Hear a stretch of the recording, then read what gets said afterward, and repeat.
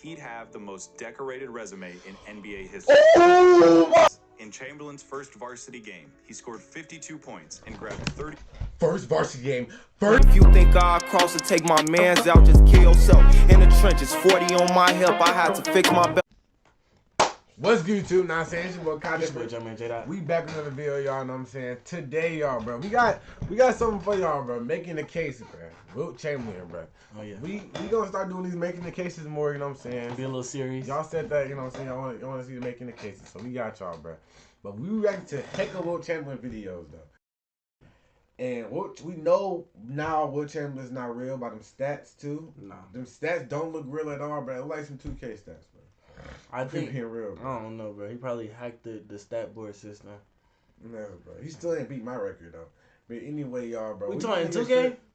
In real life, bro. Watch out. Bro. IRL. Watch out, bro. My bad, bro. Tripping, bro. Anyway, y'all, but we finna get straight into this video, you know what I'm saying? Make sure y'all like, comment, subscribe if you new, you know what I'm saying? Subscribe to Effortless Twins. Share the video on this bit. You know what I'm saying? We finna get straight. Let's see what this. Okay. These are be copied. Basketball is special. The size of the court and the lack of pads or helmets Damn, is the big most guy, intimate experience of a team sport that exists. And because of the different styles that basketball allows for, players develop their own distinct identities and signature styles through their creativity. What's wrong with Hakeem? What's wrong with him? Fuck with that nigga right Yo, now. I just be. I don't fuck with that nigga right now, okay, bro. It's okay, bro. I'm him. Watch out, bro. Flair. And athleticism. And although no player succeeds alone, the scoring volume and two-way nature of the sport give individual stars a nearly unprecedented amount of control over the flow and outcome of a game.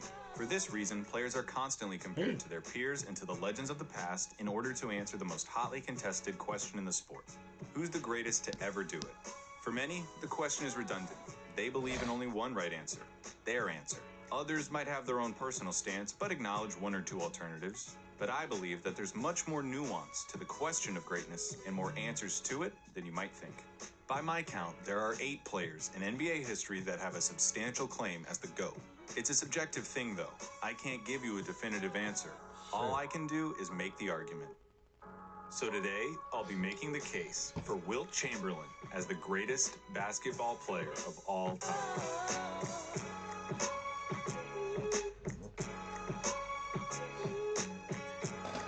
Jams in that bed.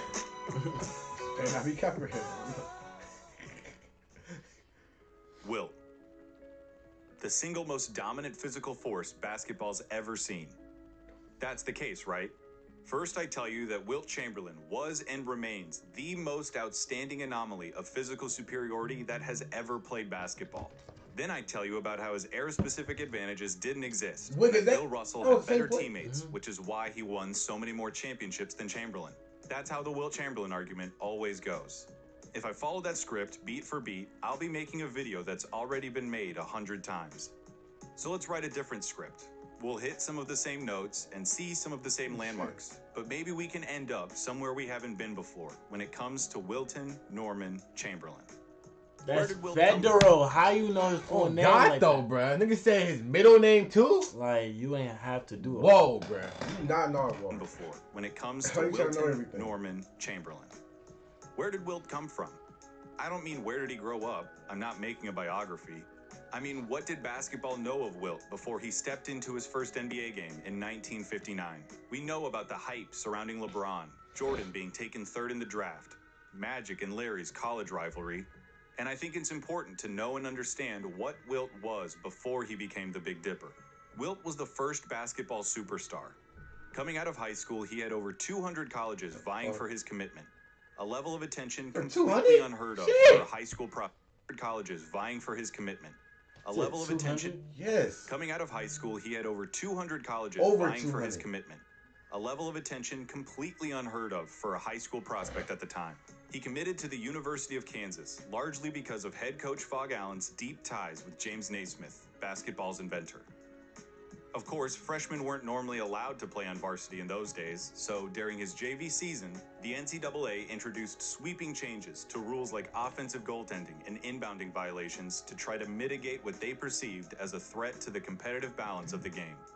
They even introduced rules that would prevent Wilt from dunking the ball from the free throw line for his foul shots after they got wind that he was... What do you mean you're making rules for him, Jordan? That's how OP he is?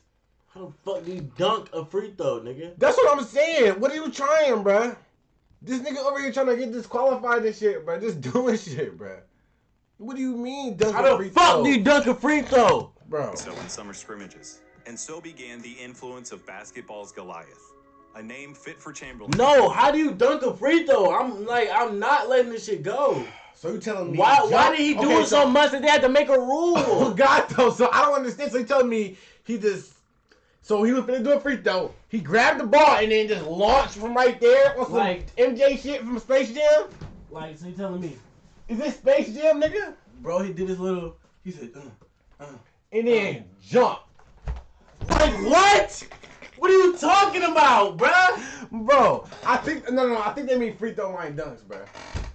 Probably. He said dunk his free throws. Go back, bruh.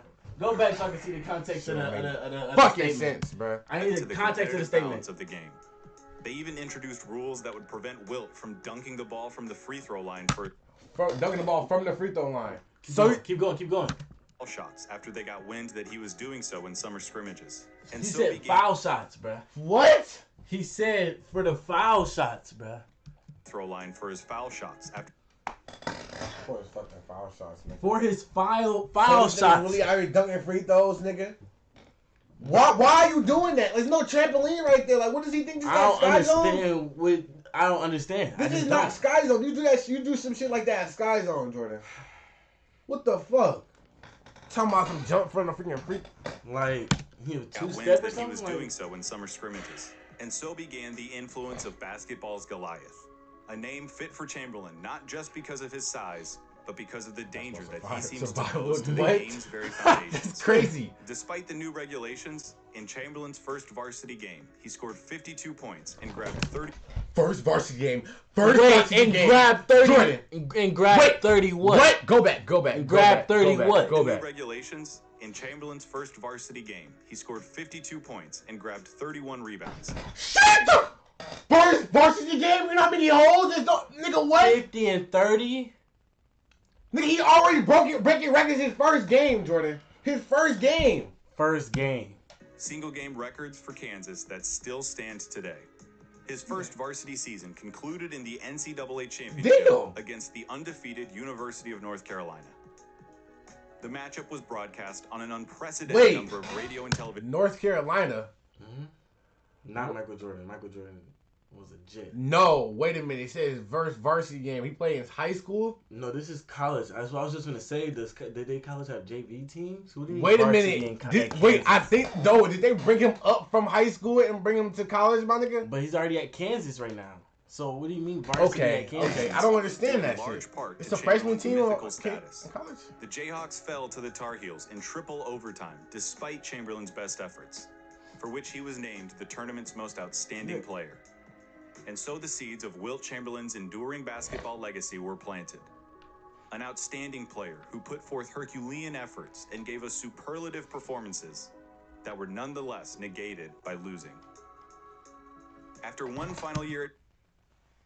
Nigga, what type of light skin shit was that? I just want to take out my durag. My bad. You could have just took it off regular, bro. You don't got a wave check. What the freak?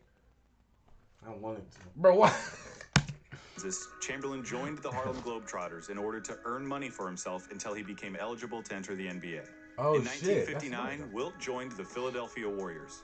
By the time he retired in 1973 with the Los Angeles Lakers, Wilt had changed basketball more than any player before or since. Here are some of his records. Highest PER for his highest career, the NBA's all-time leader in retired as the NBA's second highest career. Nigga, are they saying two stats at the same time? What? Nigga, okay, he's the GOAT then. What the fuck? Cause nigga, are they saying stuff in it and saying another thing right after? Yes, bro. Nigga, he had another nigga helping him edit this bitch or some shit, bro. To see these stats, these long ass stats, bro. What the hell? bro. What the nigga? What? Per game average, third overall in total. bro? All-time leading rebounder. Wait, how many shit did he break, my nigga? Highest for his season. 6th highest career, bro. All-time leader in rebound. Nigga, what? Win shares, most points in a game, most rebounds in a game, rebounds in a per game average for a season, rebounds per game average, most blocks in a game, rebound per game. He got a whole movie credit and shit. Wilt holds more records than anyone else in basketball. If someday in the future, every tape of basketball is destroyed, and all of the media and commentary about the game is lost, leaving us with only the record books, people will come to the conclusion that Wilt Chamberlain was far and away the greatest basketball player of all time. Give me that. He snagged the heck out of that hole, bro. Nigga, bring that bitch. Give me that, mother. He was fighting for that bitch. Oh, God, he wanted that hole way more than him. On top of his records, Wilt won 4 MVPs, 3 of which came consecutively and 1 of which came in his rookie year. 2 championships with 1 Finals MVP award. He would have won in 1967, but the award didn't exist yet. He was selected to 13 All-Star teams and 10 All-NBA teams. His resume would have been even more impressive. But things like Defensive Player of the Year and All-Defensive teams didn't exist back then. His career accolades are certainly impressive, and they place him deeply into the conversation as the GOAT. But the funny thing about Chamberlain's records is that each of them comes with this kind of baked-in asterisk or caveat. Okay, he averaged 50 points for a game for a whole season. What the fuck is this? What is this shit at the top? Like, it look like I'm finna request seats at the movie theater. Oh God, though, this is like keyboard or some shit. What the fuck is that? Okay, he averaged 50 points for a game for a whole season, but that was back when there were no other players of his size. Or sure, he averaged that many rebounds, but back then the pace was totally different, so they came more easily. We'll get into those caveats about Wilt's era in a second, but isn't it funny that Wilt is the only player whose stats get scrutinized so thoroughly? We as basketball fans are so obsessed with stats and scoring, but when it comes to Wilt, we overlook so much of what he did. We love it when players score, more than anything. Oh, Michael dropped 55 on the Knicks after he came back from baseball. Kobe scored 81 in a single game. But when it comes to maybe... he did what? Love it when players score, more than anything. Oh, Michael dropped 55 on the Knicks after he came back from baseball.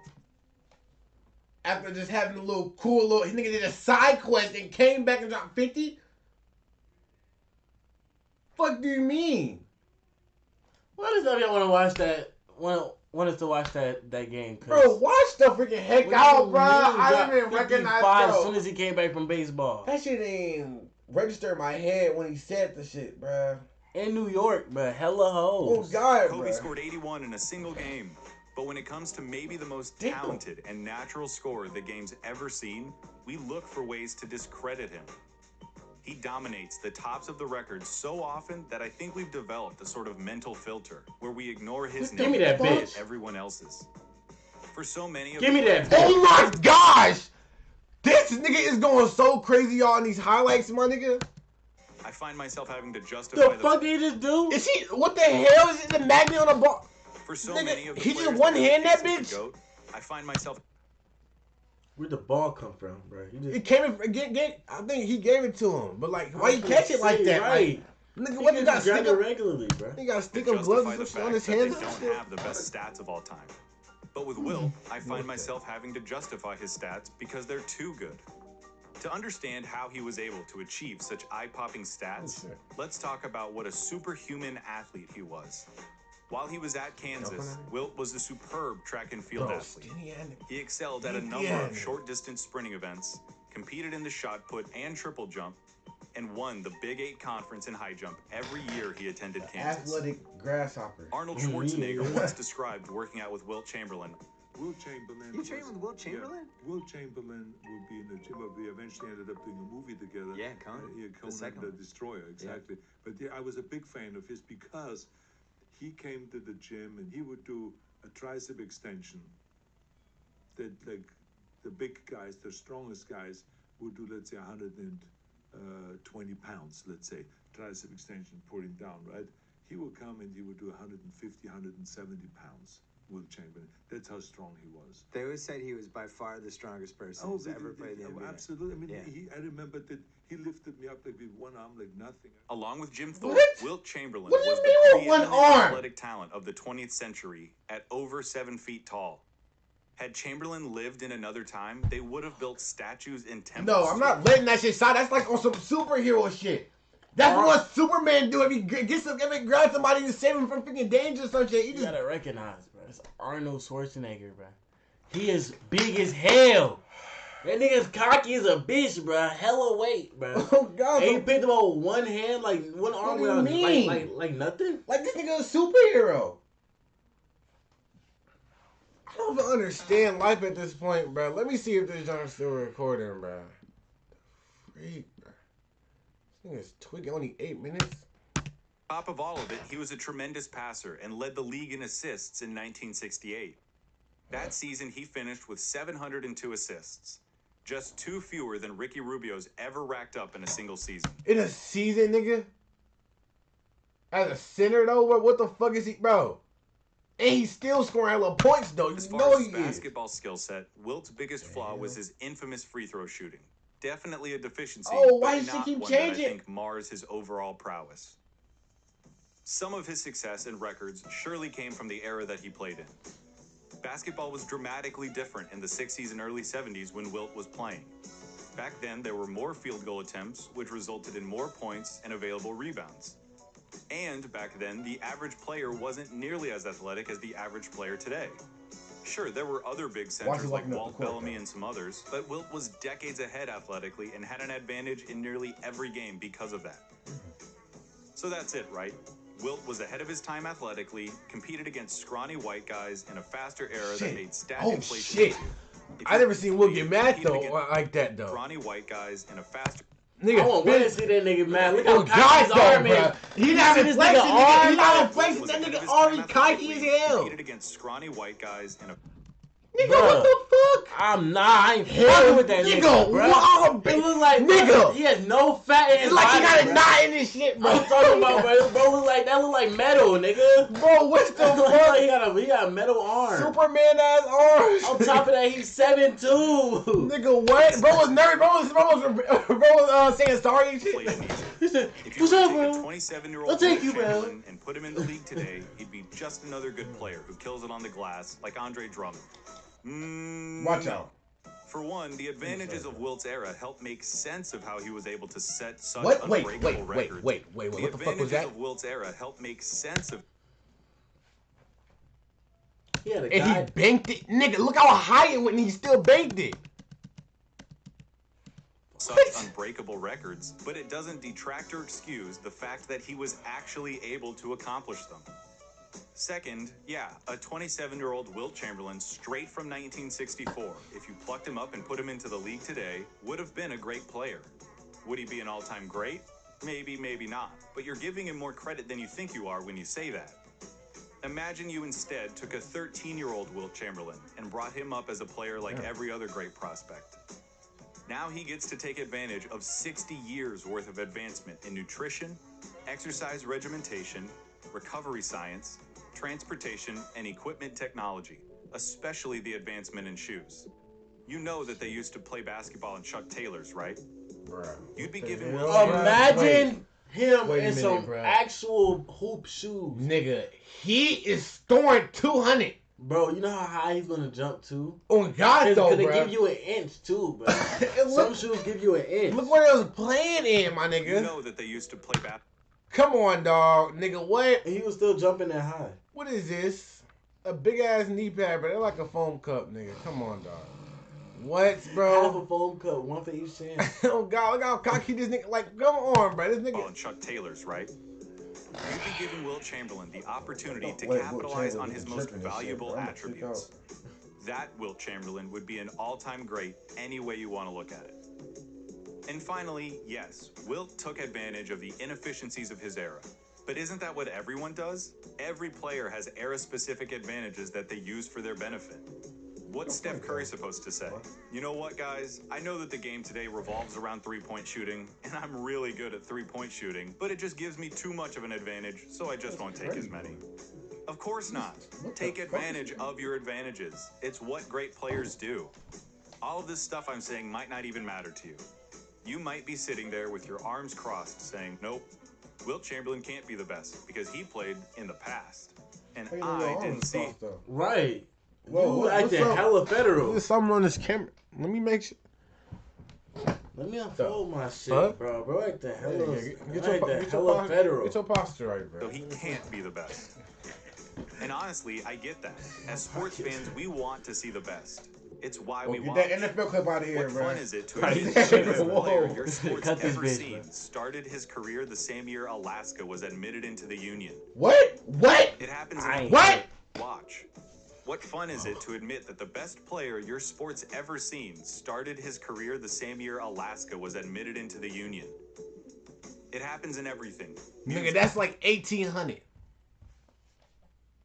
What the fuck, bro? They better not show no movie clips. Sports. I just think Tupac. Hold on, we gotta watch Juice tonight. Oh God, though. Or after we record. It happens in everything. Music, film, sports. It's the struggle between nostalgia and recency bias. But just because it might be a bummer to admit that you didn't see the best doesn't mean it can't be true. Yeah. So why can't a player from the past be the best? Give me that. I'm sure a lot of you, though, might be willing Give me that. to see that a player from that era. Give me that. Yeah. Give me that. Oh, nobody. Alright, bro. Okay, nobody's stopping this nigga, bro. Cause nigga, what you see his face? Nigga, nobody's doing a one-handed fade today right now. I ain't gonna lie. I don't even think Michael Jordan's scoring on this nigga. Michael Jordan, bro. With a layup. I'm talking about one of his layups. I'm talking about his jump shots. I don't know. Michael Jordan, he might do everything like this. But Wilt can get up there. Yeah, so he was sitting up there. Look at his fucking hand. It's already. He didn't even jump all the way yet. Oh God, but look at this. He probably didn't have to jump that high too. Exactly. So imagine if he had to jump that high. Shit, bro. He gonna get up. I don't know, bro. He literally competed a high jump. That'd be crazy, bro. I wish they played in the same. Bro, that'd be insane, bro. That'd be crazy, bro. I'm sure some of you are saying it's his rival, Bill Russell. Russell won 11 championships in 13 years compared to Wilt's 2.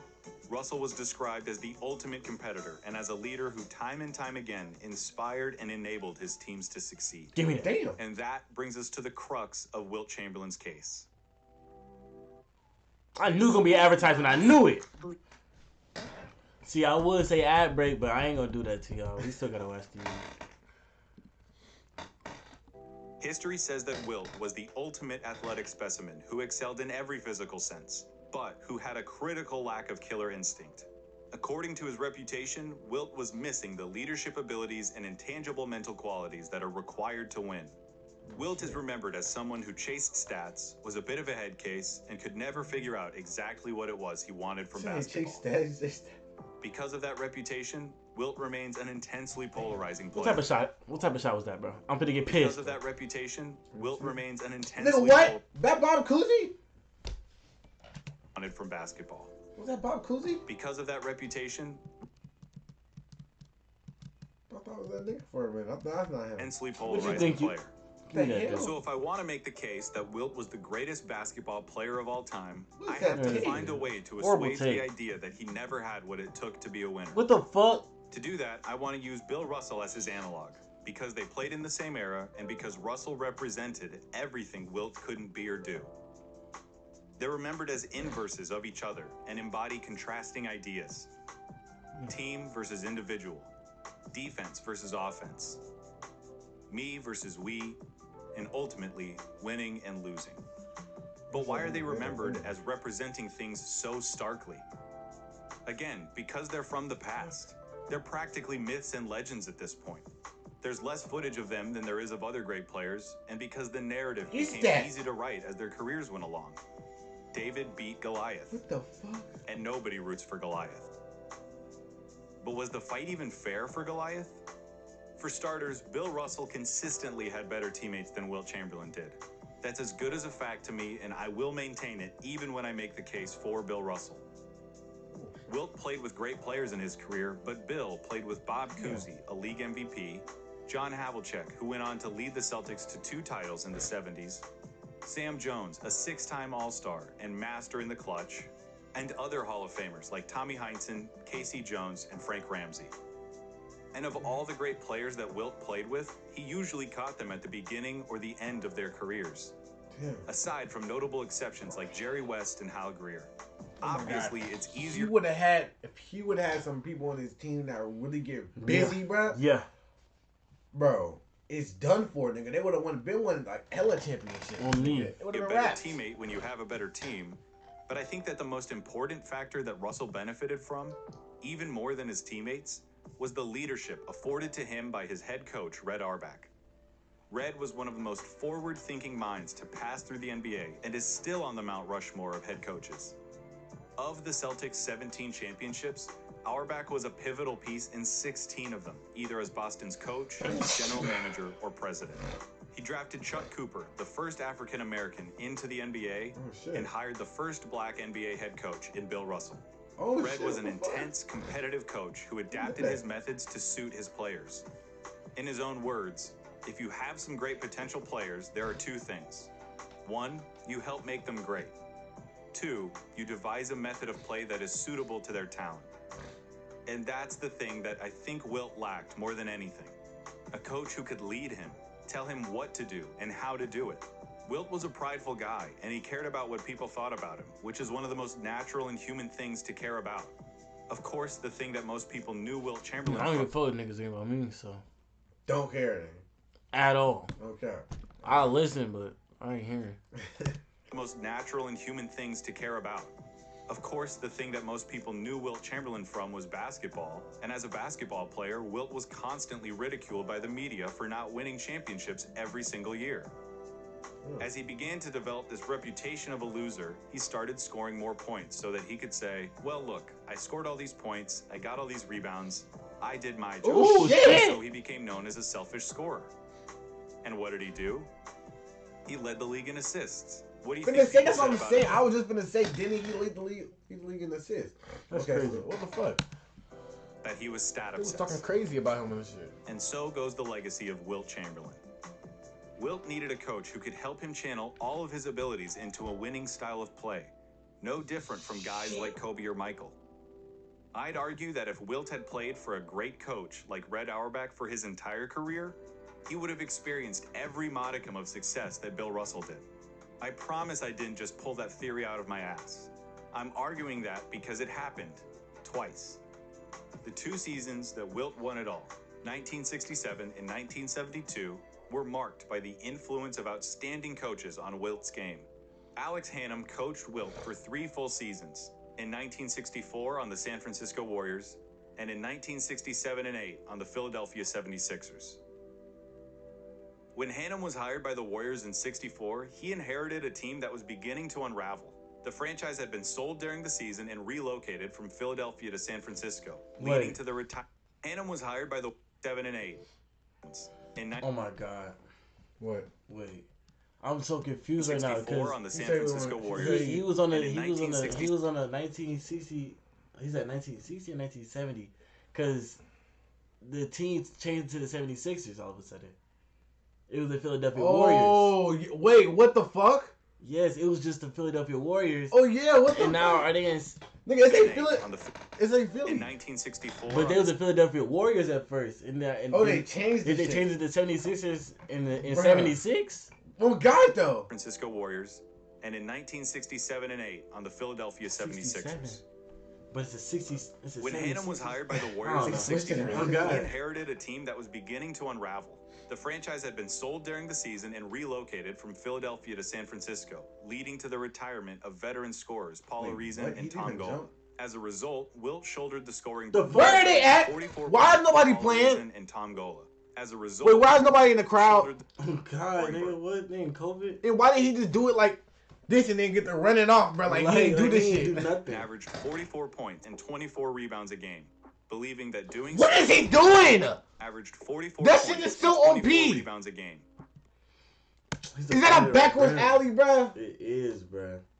He ran from this side though, and just threw it back, bro. Doing so was the only way to keep the Warriors competitive. The effort was in vain, though, as the team lost over half their games and missed the playoffs. And so, Hannum went to work, changing the team's approach and trying to implement strategies that would lead to winning basketball. By May of that season, this was the headline in Sports Illustrated. The article describes Chamberlain as exactly the kind of player you would hope he could be. He was scoring less, depending on and trusting his teammates, was defending at a high level consistently, and doing all the little things that led to the team's success. By all accounts, that change was due in no small part to Hannum's influence. Unlike every coach before him, Hannum had stood up to Chamberlain, and in doing so had earned the superstar's respect. When Hannum stressed the importance of team play and defensive intensity, Wilt listened. The result was a 17-game improvement from the year prior and a trip to the NBA Finals, all with a team that had barely changed in personnel. Damn. For the first time in his career, Wilt Chamberlain, the player who could do anything as a player, was learning how to play. The following year, the franchise found itself in financial trouble, and the owner traded Wilt to the Philadelphia 76ers for cheap players and cash. Wilt won 55 games with the club in his first full year there, and by the following season, Hannum had been bro. He just throw up that shot. What is he throwing up? What is the shit he throwing up though? Players and cash. Wilt won 55 games. Come on, bro. What is he throwing up, Jordan? Bro, just playing. It's like he just got a forfeit on. He said, "Hey, let me get the shot. Let me get the shot." He just shooting shit. Like, he's just playing. He finna play a whole game. He's doing. What is he throwing up? Probably dropped 70. And by the following season, Hannum had been hired to replace Dolph Schayes as head coach. Philadelphia started that season an unprecedented 46-4. By the end of the season, Wilt had averaged just 24 points a game, the lowest he'd had at that point in his career, to go along with nearly 8 assists and 24 rebounds a game. 6 players on Philadelphia had point averages in the double digits. Wilt's abilities hadn't changed. His approach had. That Philadelphia team finished the regular season with 68 wins and 14 losses.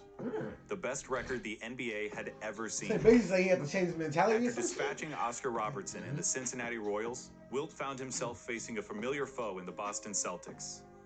But with superb teammates and an outstanding coach, Wilt led the 76ers past Boston in just 5 games, ending the Celtics' 8-year reign as champions.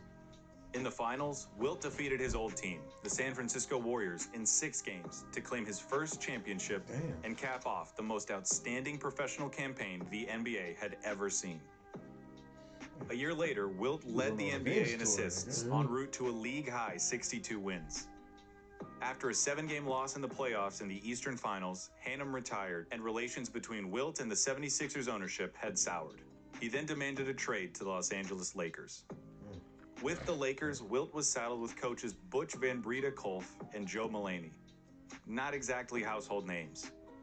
The Lakers had good seasons under those coaches, but were never able to climb all the way to the top of the mountain. Bill Sharman, a hard-nosed, no-nonsense coach, took over in 1972. That season, the Lakers went on to win 33 games in a row, a record that still stands.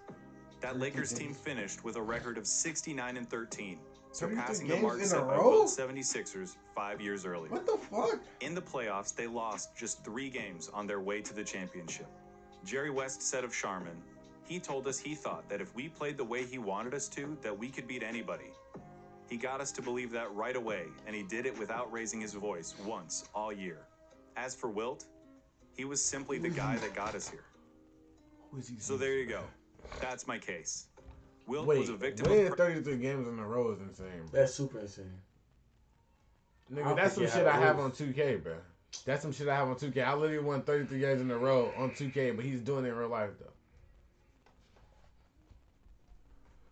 I'm just saying, bro. Kind of like me a little bit. And a lack of consistent quality coaching. You might be saying, but Clayton, what about college? Wilt lost that UNC game under Fog Allen, and that proves that he's fundamentally a loser. And that's where you're wrong. Because guess what? Wilt never played for Fog Allen. Allen turned 70 at the end of Wilt's freshman year, and 70 was the mandatory retirement age for state employees in Kansas at the time. They appealed it, they lost, Allen retired, and Wilt didn't get along with his replacement. In Wilt's entire career, he had exactly 2 great head coaches on 2 different teams. Both times, he turned in seasons that broke records for wins and ended in championships. So much for not being a winner. I know it's a what if, but if you'd given Wilt a coach like Red Auerbach for his entire career, he'd have the most decorated resume in NBA history. Oh my freaking gosh, yo. We're not talking. Nigga, he just literally, he is the rim. He is basically the rim, Jordan. Look at that shit, bruh. Look at his arm, bruh. Nigga, see elastic girl, some shit, nigga, what bro. The freak. That nigga is reaching. I'm in to the shock. sky, It looks like he has a pole and he's like just like he's trying to get some shit in the air and shit. What the dead fuck, ass. bro?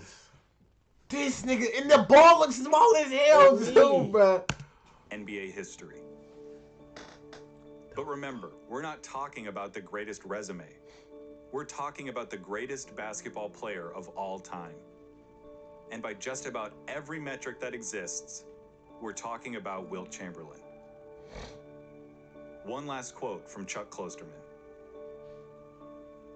Russell possessed intangible greatness, which means sport writers can make him into whatever metaphor they desire. Russell was the central figure for a superior franchise, so history suggests he was the greater, more meaningful force. What the hell? His wins validate everything. If you side with Chamberlain, it seems like you're siding with the absurdity of numbers. But consider this question. In an alternative universe and with a different attitude, could Chamberlain have been Russell? Probably. Could Russell have ever been Wilt? Never. No chance. Chamberlain is the only human. Like, what is, Jordan, what is that? What is that, bro? Behind the backboard, just threw it up. Behind the backboard, but this way where he just came from. No chance. Chamberlain. How are you supposed to guard this? Come on, who my could nigga. have ever been Chamberlain. What? The fuck is life, bro? This nigga just jumped, came around the whole other way, laid it up on the same way he came from, nigga. I don't. What is right? Was that with his right hand too? Yes. Oh my gosh, bro. Y'all, bro. Damn, bro. Do y'all comment down below? Do y'all think, you know what I'm saying, Wilt would have won more games if he, you know what I'm saying, would have better coaching stuff? I feel like he definitely would have though. 100%. And he had better teammates and shit too, bro. 100%. Okay. 1,000%. Probably would have won all them bitches, all the championships in the motherfucker. Every single one. The fuck, scoring 70. What a good point guard. Fuck, bro. Yeah, that's crazy, bro. But shoot, y'all, bro. That's the end of the video. We're in the middle of the video. Can you let us do finish it? You want to do the outro with us? Come here. I need to find my pants right here. Come here. Oh, this is pants. Alright, you're going to do the intro. Outro. Alright, y'all. That's the end of the video. You know what I'm saying? Make sure y'all like, comment, subscribe if you're new. Subscribe to Effortless Twins. You know what I'm saying? Comment out some videos on TV's react to, bro. You know what I'm saying? Share the video. Push that noti bell, bro. Send it to everybody you know. We out this bit. Okay. Belly trucks with semi-suck, La Harlem turn the city up. Be wildin', don't get any fucks. We block stars, they